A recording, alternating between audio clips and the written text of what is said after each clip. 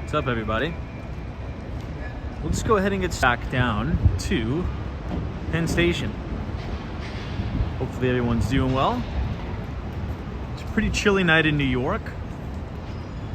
Reporting live right under 432 Park Avenue. Now we're starting late because obviously we had the presidential debates tonight. And I was in the office just kind of getting some work done and watching the live stream debate. So we'll make this a short one. It'll probably be just about an hour. It's almost midnight. So probably by the time we get down to 34th Street Penn Station, we will we'll cut it. But little rough. Let's just say that, little rough. Anyway, it's windy tonight. Very, very windy, so I apologize for the wind noise in advance. We'll walk to 5th Avenue and then we'll just start to head down to 34th Street.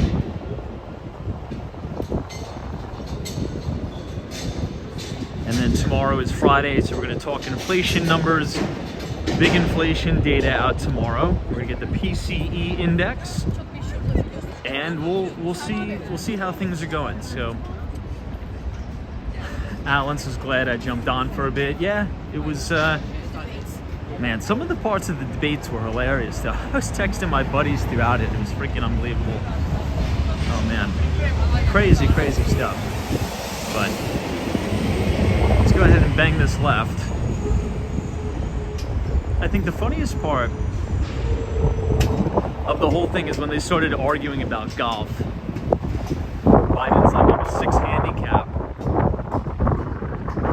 And Trump is like, that's the biggest lie throughout the entire debate, that you're a 6 handicap. You would never think that you would see in a presidential election the two candidates arguing about golf.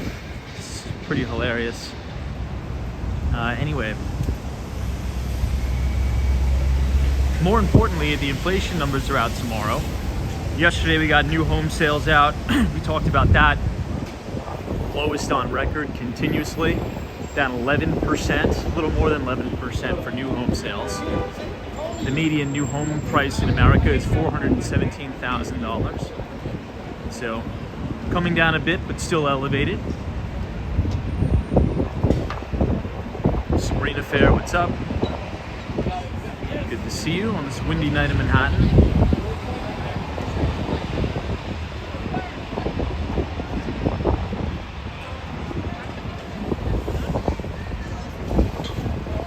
Corners of the streets are empty tonight. Not really. It's almost midnight. That's why we're starting the stream really late.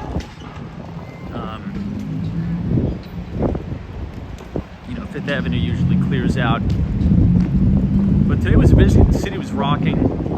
The city was packed today. Really packed. MD, what's going on? It's good to see you.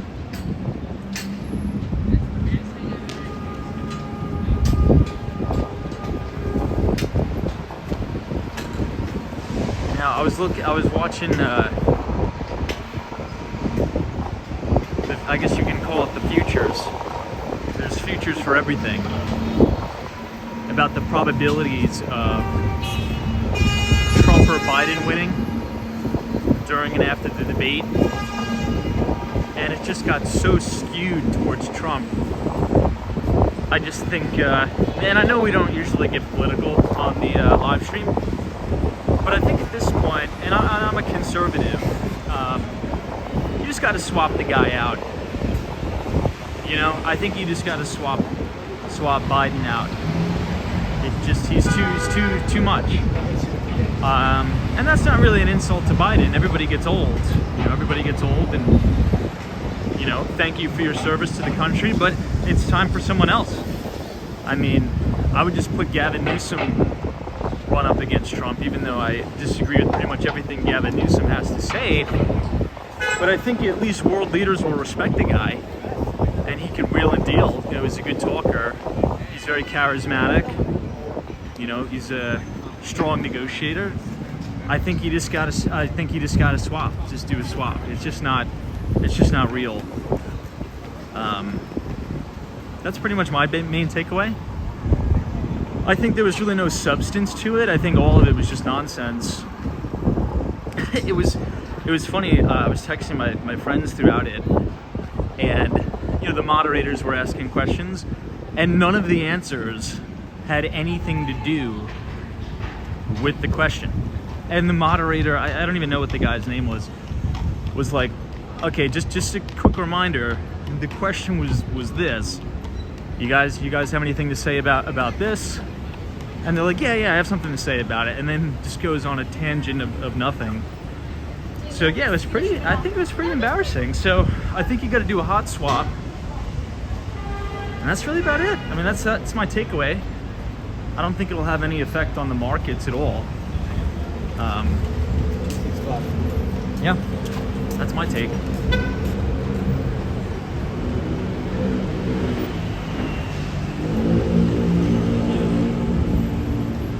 Now the traffic just kicked up out of nowhere. Look at this.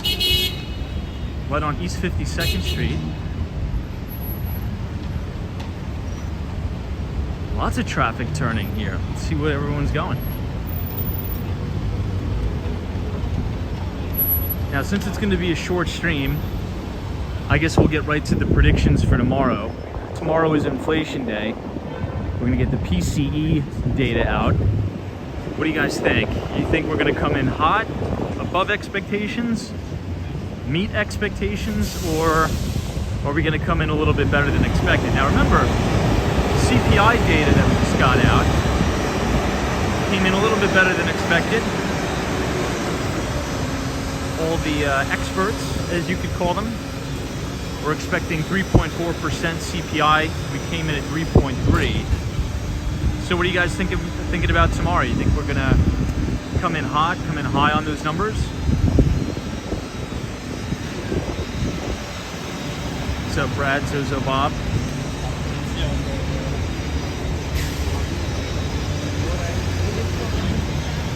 Alex 77 says nothing changed. Doc 7 says PCE flat. Let's see. Sunshine after rain. Good to see you. Yeah, DC322 says Walgreens announced closings to underperforming stores.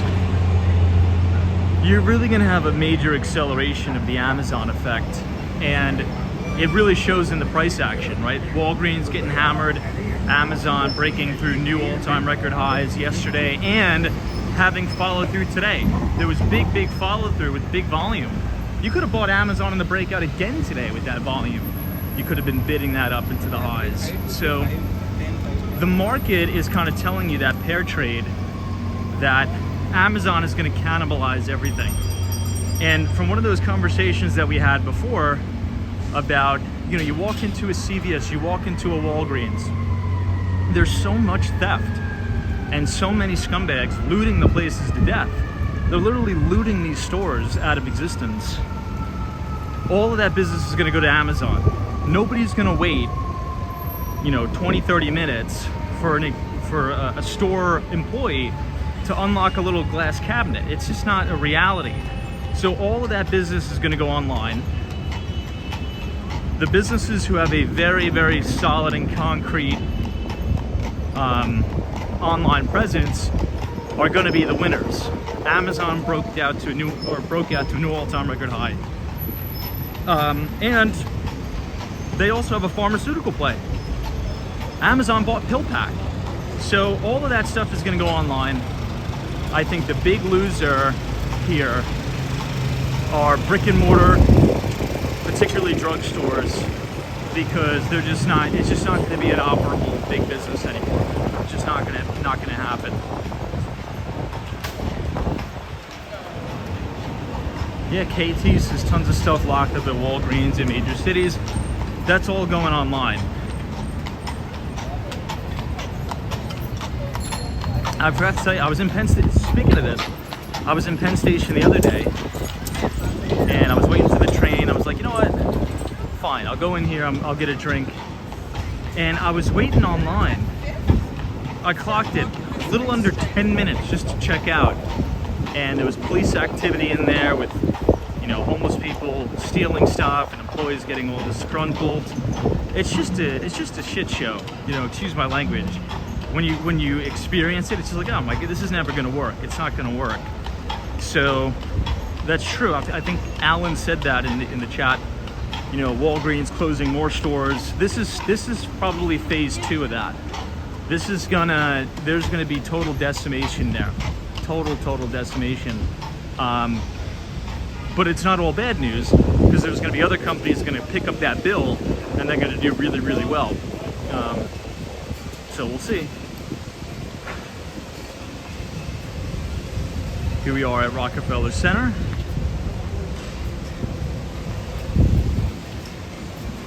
I think the biggest winners, quite obviously, right? We talked about Amazon, but Walmart is doing a really, really good job. I think you're gonna have a lot of that pharmacy change to online.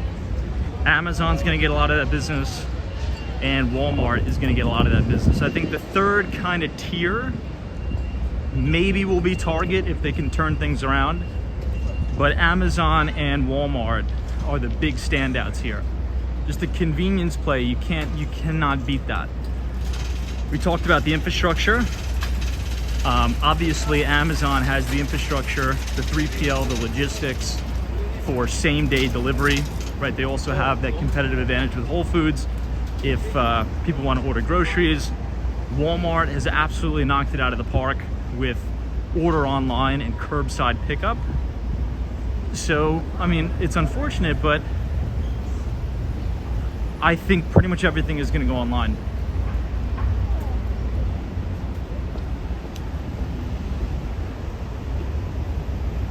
All right, let me read some of the comments here. What's up, Dave? I see Western Mass Dave. Good to see you. Lance, welcome.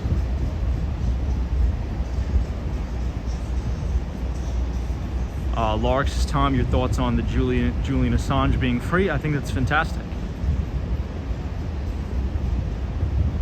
Hey, Professor Dario, good to see you. Always a pleasure. Now, here's a little, you know, kind of switching up the topics here. Obviously, we had the presidential debates today. That's true. DC 322 says there's a reason why Rite Aid was in Chapter 11. Yep. You know, there was a play. Rite Aid had a location in Long Beach, New York.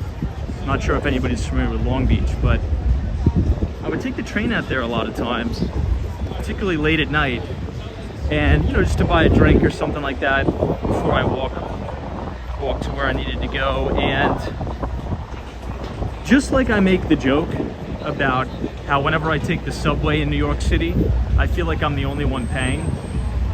I felt like every time I walked into that Long Beach Rite Aid, I feel like I was the only one paying. I would go, you know, do the self-checkout thing, and everybody would just come in there and just loot the place to death. And quite literally that happened. The place closed down.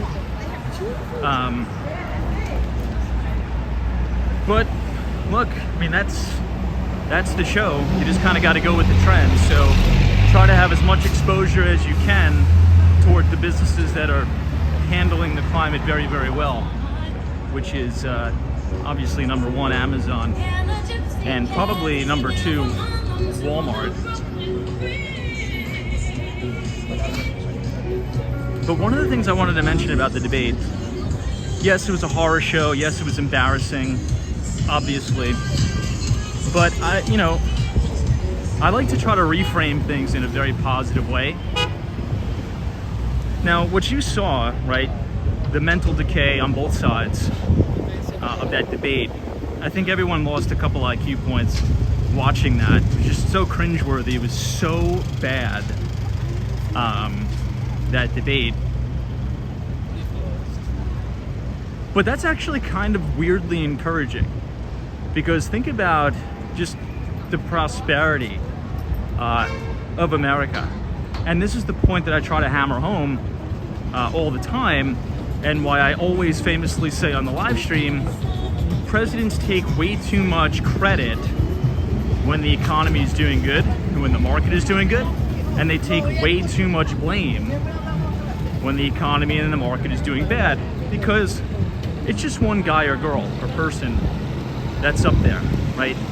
It's really the American people that have the intellectual capacity to make the economy grow.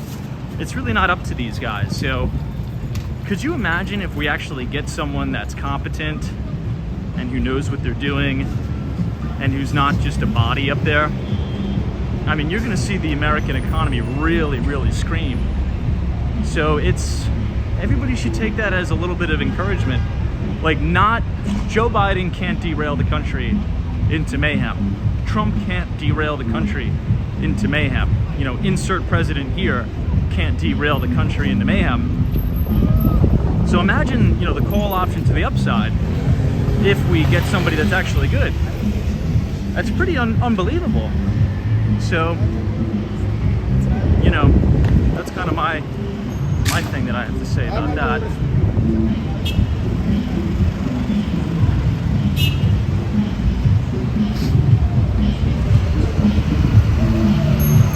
Shannon, what's up? Good to see you.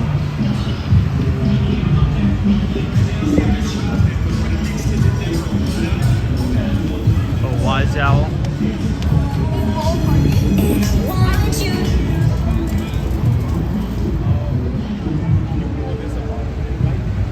Connie M. Cheers.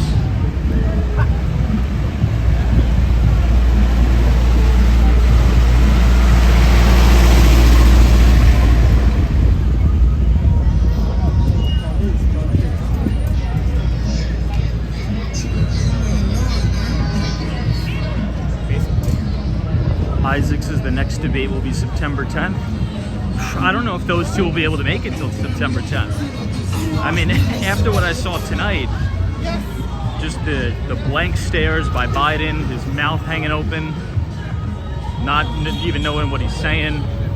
I don't know if there's gonna be a September 10th. I think it's donezo, my friend. I don't think either of those two are gonna be able to make it to that date to do a second debate.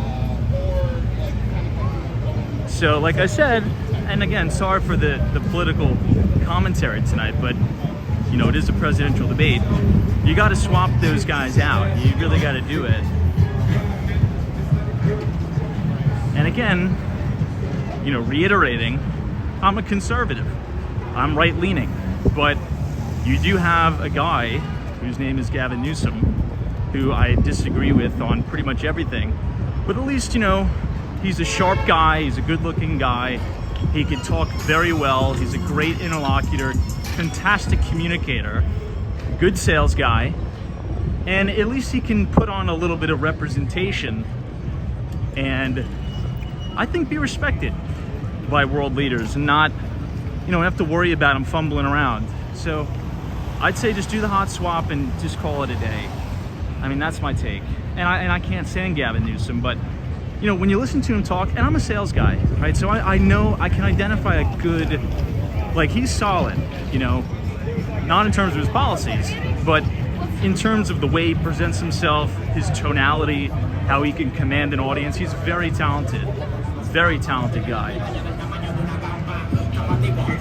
Again, not on the policy side, but on the communication style. Fantastic. You can't get anybody better than that. So if it's going to be Biden that wins again, I say you hot swap him out with Newsom and call it a day, I guess.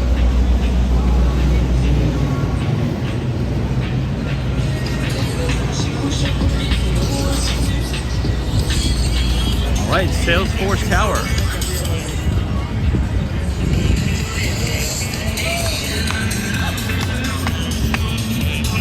I wonder why the Empire State Building lit up in pink. It's like pink, white, and blue.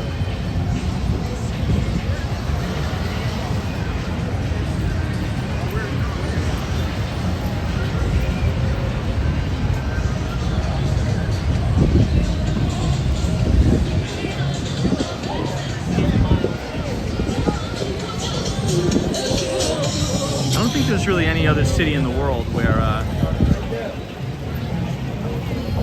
can have this kind of activity at night, this late at night. There's a lot of people around 42nd Street.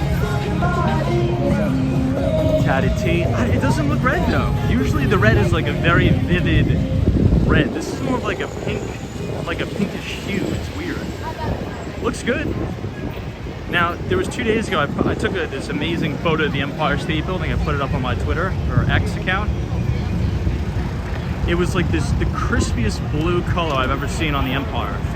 If you go to my Twitter page, or X, and you type in @WalksWallStreet, that picture of the Empire State Building is unreal. With just the crisp blue color on it. It's insane.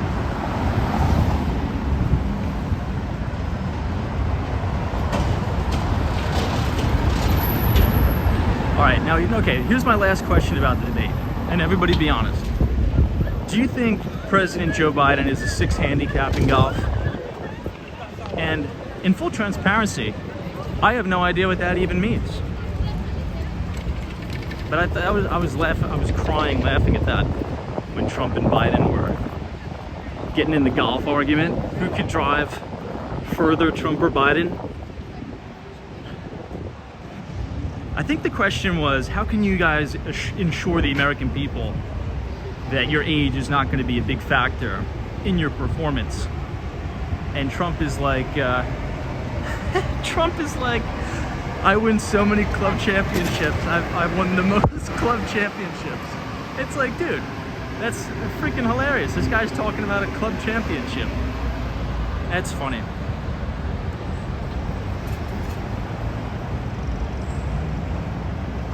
Hey, what's up?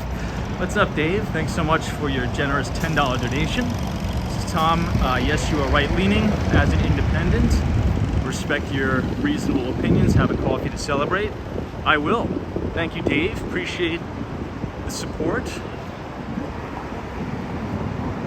Appreciate you always. And I will buy a coffee tomorrow for sure. Hey, football says, can you zoom up on the World Trade Center? We can. We'll probably see a little bit of a better view on that when we get to 34th Street, Herald Square, but thank you for your very kind donation. I appreciate it. All right, let me see if I can read some of these comments. You can see a little bit of the World Trade Center in the distance. Sam M says he won too. It shows mental acuity. No, for sure. It's just kind of funny. It's funny, man. Dennis says Biden can't swing a club. No way. Isaac says I don't know anything about golf. Me either.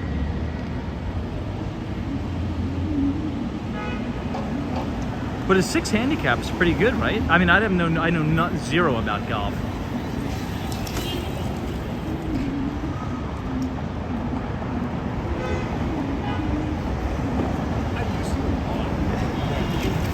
But I can understand the question, or I can understand the answer to the question, right? You know, I'm going to be 86 years old and I can still play golf and win club championships. No, I get it. It's just kind of the way Trump says it, like his accent. It's like, you know, he automatically defaults to his ego. I'm the best. I've won so many club championships. I win the club championships. It's just funny, man. It's funny watching that guy.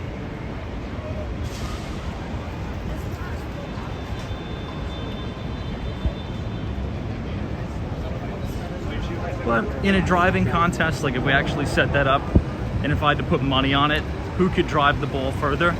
Of course I'm putting my money on Trump. There's no way Joe Biden's getting that thing off that tee.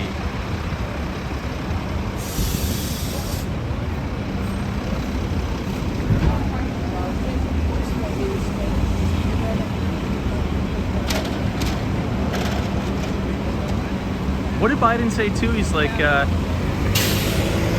you know, I got to give Biden credit. That was actually a pretty good comeback.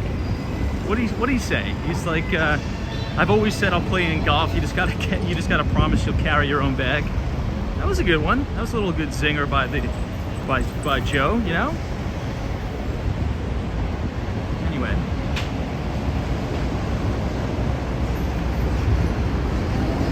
Zachary says Trump demolished Biden. What do you think? I honestly wouldn't say that. I think it's, and I'm being serious when I say this, and I would be, you know, I'm a very right-leaning conservative in my values, right? But it's not nice, I think, what the Democrats are doing. It's just, it's not nice.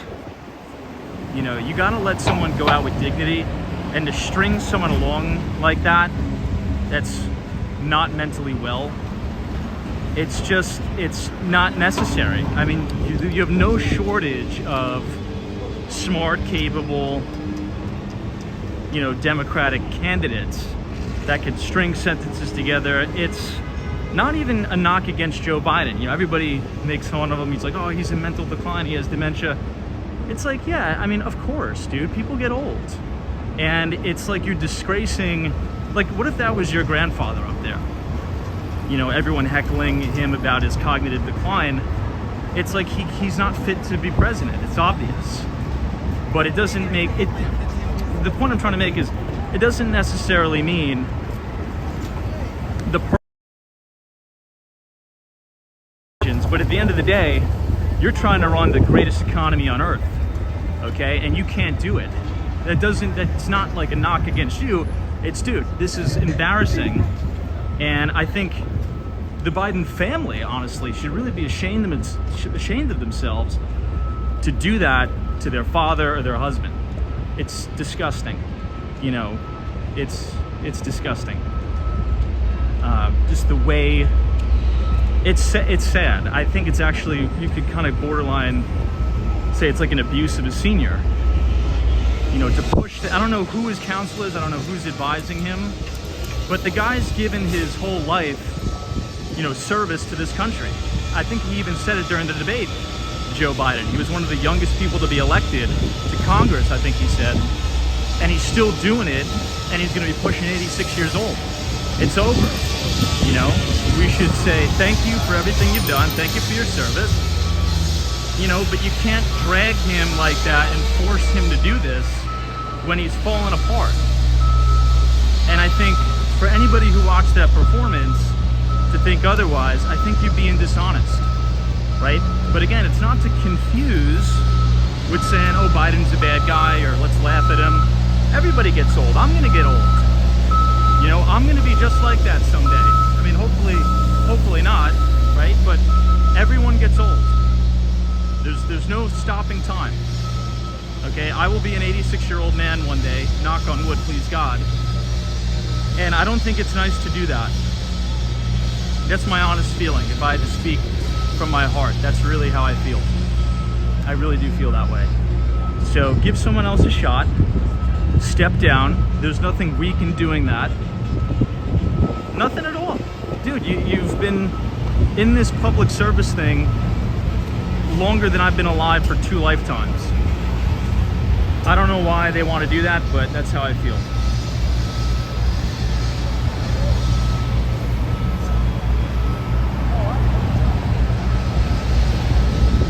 Hawaii says that may be true, but to have someone on trial for his suspicious activities is also an embarrassment. For sure. For sure. Yeah, I'm not condoning anything on one side or the other. I'm talking specifically about the representation, right? If you're going to be dealing with world leaders and communicating with them and trying to negotiate deals, you're not going to negotiate with Biden. You're going to steamroll over him, okay? If anybody's here is in the business world, that's why I say, even though I'm a conservative, hot swap him for Gavin Newsom, because at least that guy is very, very sharp. He knows how to talk. He knows how to negotiate.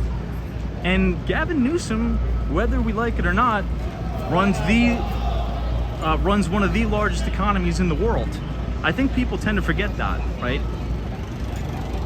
The governor of California, Gavin Newsom, runs one of the largest economies in the entire world, the state of California. You know, people think just because it's a state, it kind of overshadows the reality. No. The state of California is one of the most powerful economies in the entire world.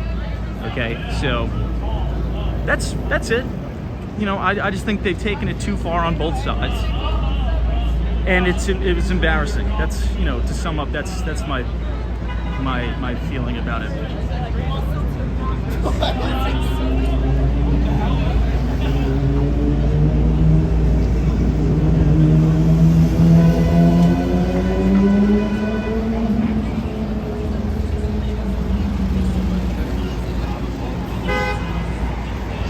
All right, everyone, let's make this right on 32nd. No, for sure. And I'm kind of browsing over the comments, and people say, you know, he doesn't run it well. No, I get that. What I'm talking about is the appearance. At this point, and this late in the game, you kind of just have to go for the appearance job. It's gone on too far. So, do you want someone that could at least travel the world, have the stamina to do it, you know, get us an incrementally better trade deal, you know, deal with Mexico to have them, maybe let's do a new border bill or something like that.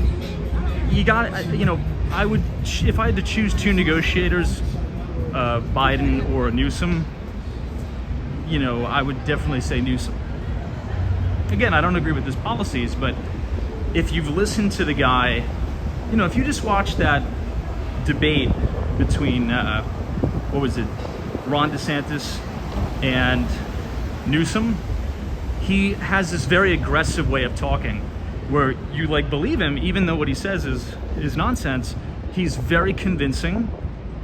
He comes off as very, very strong and sharp, and that's the truth. That's just the truth. And I think if you put Newsom on a debate stage with Trump's past his prime too. Trump's getting old. Newsom would just totally just wear him into the dirt. And this is coming from a conservative person. So, but when you have, if you're gonna have more debates and throw Biden up there, it's not a good look, and I don't think it's nice to do.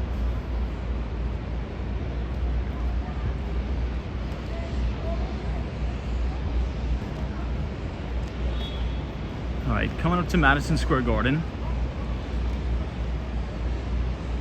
But again, for those of you who missed it, my positive spin, my reframe for the night is, even though the debate was extremely embarrassing, right?